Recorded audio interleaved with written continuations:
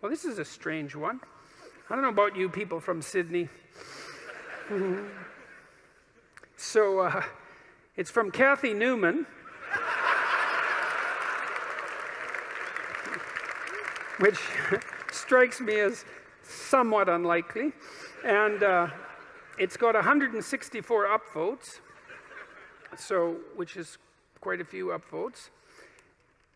It hurt when you destroyed me on ABC. Now, I don't know if that's referring to last night or so many months ago, but I have enrolled in university to get my facts right. Yeah, well, that probably won't work.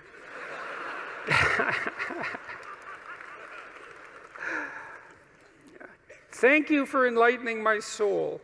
The burns are still healing. Yeah, well, it's not exactly a question. It's 4 sentences that are quite the strange combination.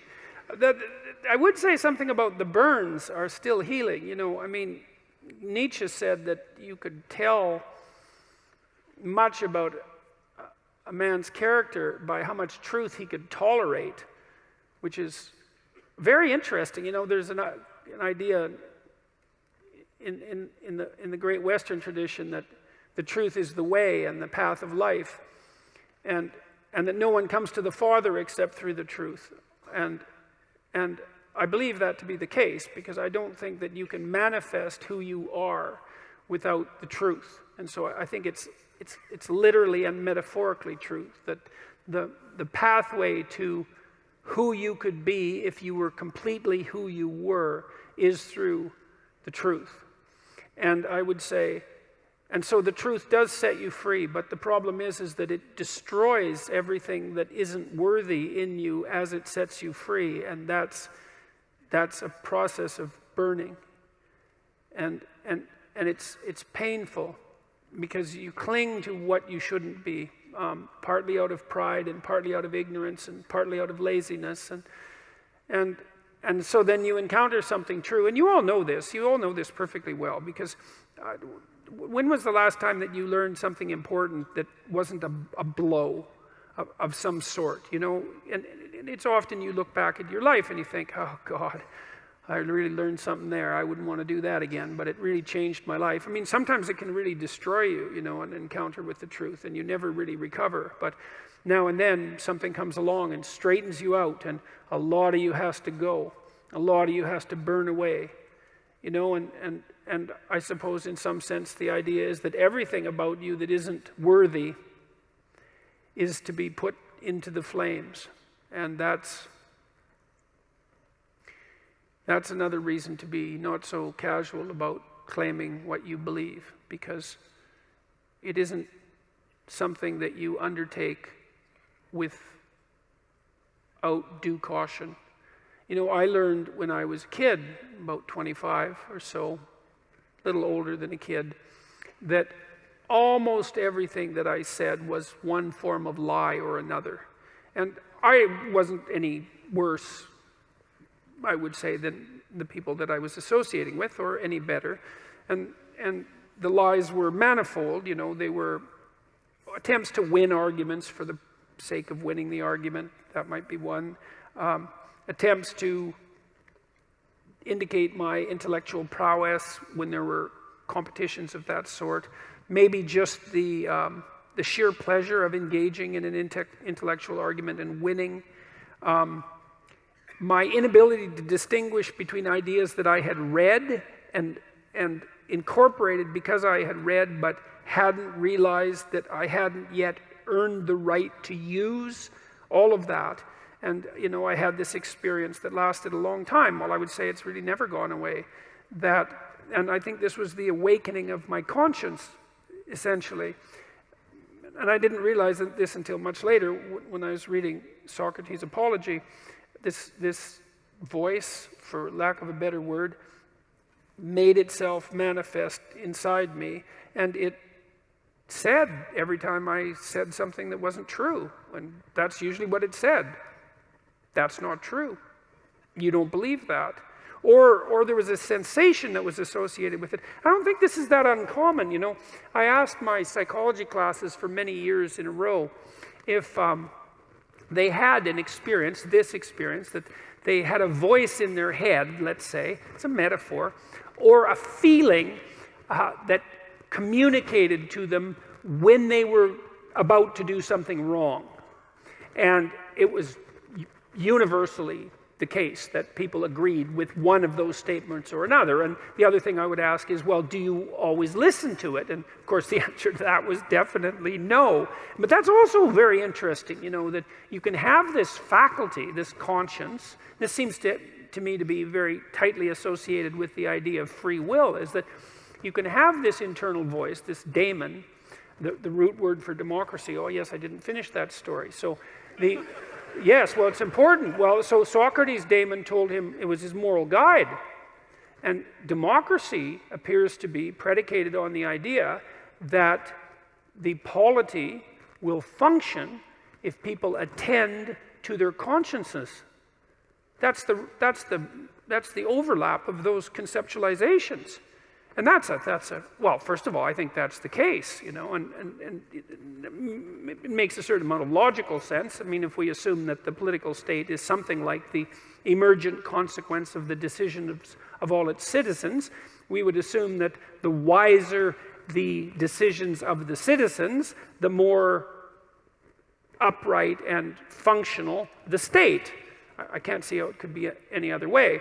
And perhaps those who are the most upright, who listen to their consciences more carefully, even play a disproportionately powerful role. It's certainly possible. So, anyways, back to truth. Well, you know, I learned that so much of what I was doing was false. And I think I learned this. See, there's a reason that this came to me so clearly. I was trying to understand why people did terrible things. And I was really concentrating on the terrible, terrible things that people do. And I was interested in Auschwitz, for example, and not as a political phenomenon, but as a psychological phenomenon. I was curious about how you could be an Auschwitz guard. And I wasn't really curious about how you could be one, because, well, you could be one, of course. I was more curious about how I could be one, being such a good person as I thought I was. But I also knew that many people did many terrible things during the 20th century, and the idea that I was somehow better than them, or that I should assume a priori that I was better than them, and that I wouldn't have made the same choices or worse had I been in the same situation, was a very, very, very dangerous supposition. And in fact, a sufficiently dangerous supposition to bring about the very danger that I assumed was worth avoiding.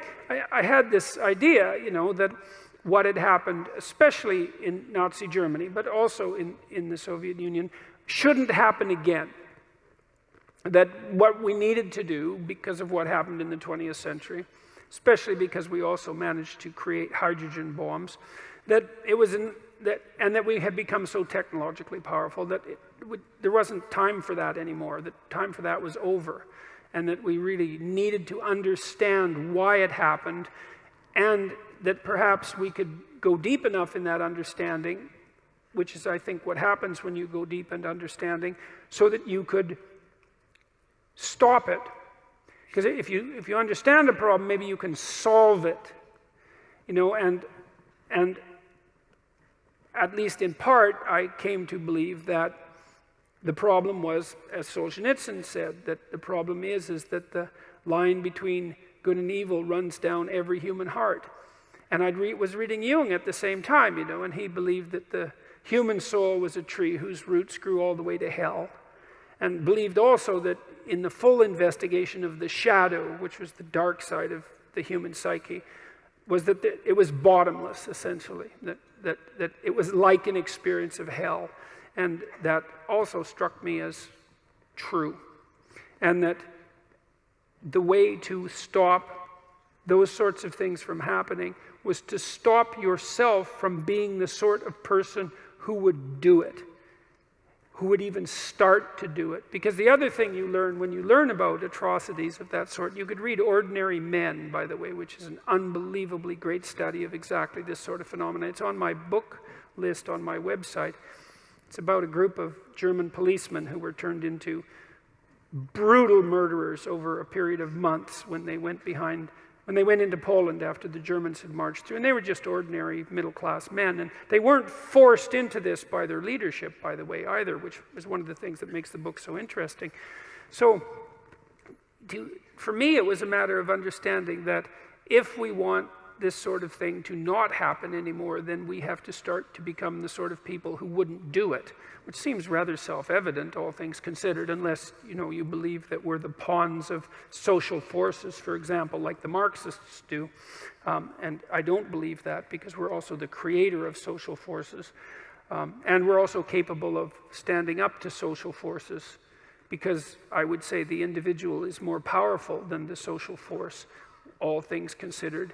Interestingly enough, that the way to stop such things from happening, the way to remember properly, is to understand that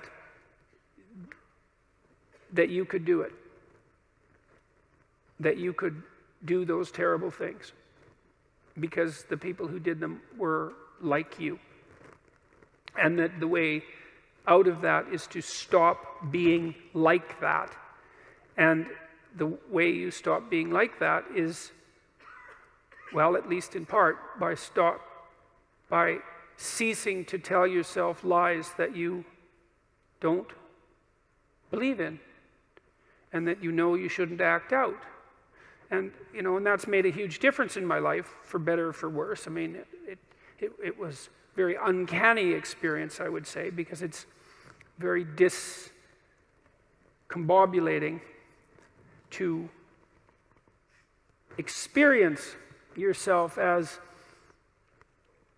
fragmented enough so that much of what you do and say is actually false. It's a lot of work to clean that up, a lot. But the consequences are, in principle, worthwhile.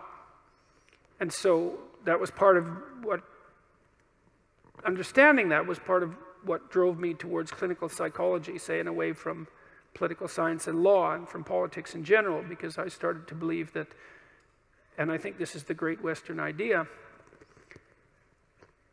which people were quite irritated about, by the way, on Q&A last night as well, that the proper route forward for the redemption of the individual and for mankind as a whole is as a consequence of the redemption of each individual. And I truly believe that.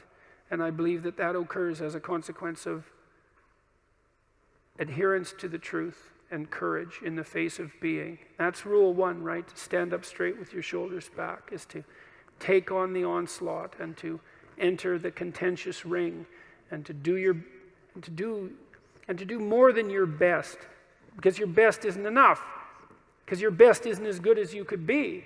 You have to push yourself past that. And that's, as far as I can tell, where you find what you need in life.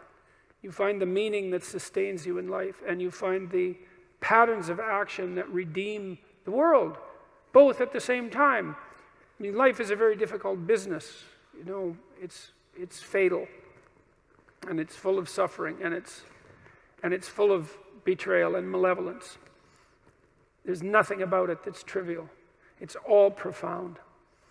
And in order to find your way through all of that capacity for hellish experience, let's say, you need to develop a relationship with something that's profound. And you have that capacity. And what could be more profound than the truth? And what would you rather have on your side? And you might say, well, that's obvious, and of course everyone should do that. And then you need to know why you don't. And the answer is, well, sort of encapsulated in this first amusing question, Thank you for enlightening my soul. The burns are still healing. It's like, well, there's no shortage of dead wood to burn off. And And there's no shortage of pain when the dead wood burns off. And that's what makes people afraid of the truth. You know, maybe that's why Moses encountered God in a burning bush. Who the hell knows? But there's something about that idea that seems to me to be the case. And so, what's the decision that you make? You know, you decide to believe. You know, it's a risk, an existential risk. It's an act of faith. You believe that the truth can set you free. You believe that people have an intrinsic divinity about their soul. You decide that you're going to live in that manner and that you're going to let everything about yourself that isn't worthy of that goal die. And that might be almost everything that you are. And that's a terrible thing to contemplate. The only thing that's worse, I would say, is the alternative.